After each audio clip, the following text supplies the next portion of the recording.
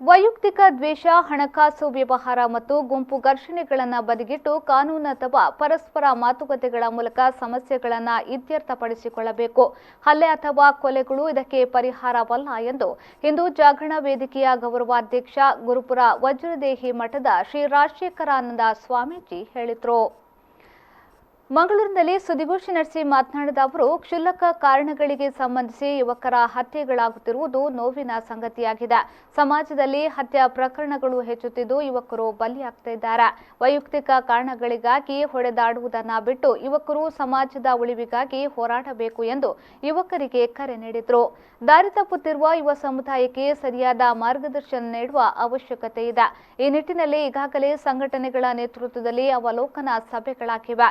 ಯುವಕರು ದಾರಿ ತಪ್ಪದಂತೆ ಸುವಿಚಾರದತ್ತ ಕರೆದೊಯ್ಯುವ ಕಾರ್ಯ ನಿರಂತರವಾಗಿ ಆಗಲಿದೆ ಎಂದರು. ಪ್ರಸ್ತುತ ವಿಷಯ ಇರುವಂಥದ್ದು ಈಗಾಗಲೇ ನಾವು ಮಾದಕ ವಿಷಯಗಳ ಬಗ್ಗೆ ಈಗ ಒಂದು ಅವಲೋಕನಗಳು ನಡೀತಾ ಇದೆ. ಡ್ರಗ್ಸ್ ವಿಷಯದಲ್ಲೂ ಕೂಡ ಈಗ ಒಂದು ಕಾನೂನಿನ ಪ್ರಕ್ರಿಯೆಗಳು ನಡೀತಾ ಇದೆ.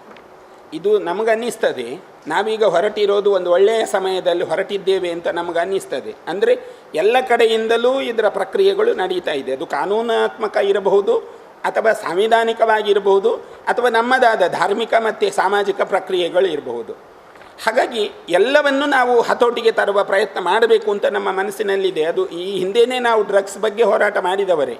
ಅದನ್ನು ಬೇರೆ ಬೇರೆ ಆಯಾಮಗಳಲ್ಲಿ ತಡೆಯಲಿಕ್ಕೆ ನಾವು ಪ್ರಯತ್ನ ಮಾಡಿದ್ದೇವೆ. ತುಂಬ ಮಕ್ಕಳನ್ನು ನಾವು ಸಾಕಿಯೂ ಕೂಡ ನೋಡಿದ್ದೇವೆ. ಡ್ರಗ್ಸ್ ಎಡಿಕ್ಟ್ ಆಗಿರ್ತಕ್ಕಂಥ ಮಕ್ಕಳನ್ನು ಸಾಕಿ ಅವರನ್ನು ತಹಬಂದಿಗೆ ತಂದು ಈಗ ಒಂದು ಸ್ವಸ್ಥ ಸಮಾಜದಲ್ಲಿ ಜೀವನ ಕೂಡ ಮಾಡ್ತಾ ಇದ್ದಾರೆ. ಇಂಥ ಕೆಲಸಗಳನ್ನು ನಾವು ಮಾಡಿದ್ದೇವೆ. ಹಾಗಾಗಿ ಈ ಪ್ರಕ್ರಿಯೆಗೆ ಇದು ಒಳ್ಳೆಯ ಸಮಯ ಅಂತ ನಮಗೆ ಅನ್ನಿಸ್ತದೆ. ಎಲ್ಲ ಕಡೆಯಿಂದ ಈ ಪ್ರಕ್ರಿಯೆಗಳು ನಡೀತಾ ಇದೆ. ಅದು ಡ್ರಗ್ಸ್ ವಿಷಯ ಇರಬಹುದು, ಮಾದಕ ಜಾಲ ಇರಬಹುದು, ಅಥವಾ ಈಗ ಪ್ರಸ್ತುತ ನಡೆಯುವಂಥ ಹಣಕಾಸಿನ ವಿಷಯದೊಳಗೆ ನಡೆಯುವಂಥ ಅವರವರ ಒಳಗೆ ನಡೆಯುವಂಥ ವಿವಾದಗಳು. ಅನಂತರ ವಿಶ್ವ ಹಿಂದೂ ಪರಿಷತ್ ವಿಭಾಗದ ಕಾರ್ಯದರ್ಶಿ ಶರಣ್ ಪಂಪಿಲ್ ಅವರು ಮಾತನಾಡಿ, ಕಳೆದ 1 ತಿಂಗಳಿನಲ್ಲಿ ಕರಾವಳಿಯಲ್ಲಿ 3 ಯುವಕರ ಕೊಲೆಯಾಗಿದೆ. ಅಲ್ಲಲ್ಲಿ ಕೊಲೆಯತ್ನ, ಬೆದರಿಕೆ ಪ್ರಕರಣಗಳು ಬೆಳಕಿಗೆ ಬರುತ್ತಲಿವೆ.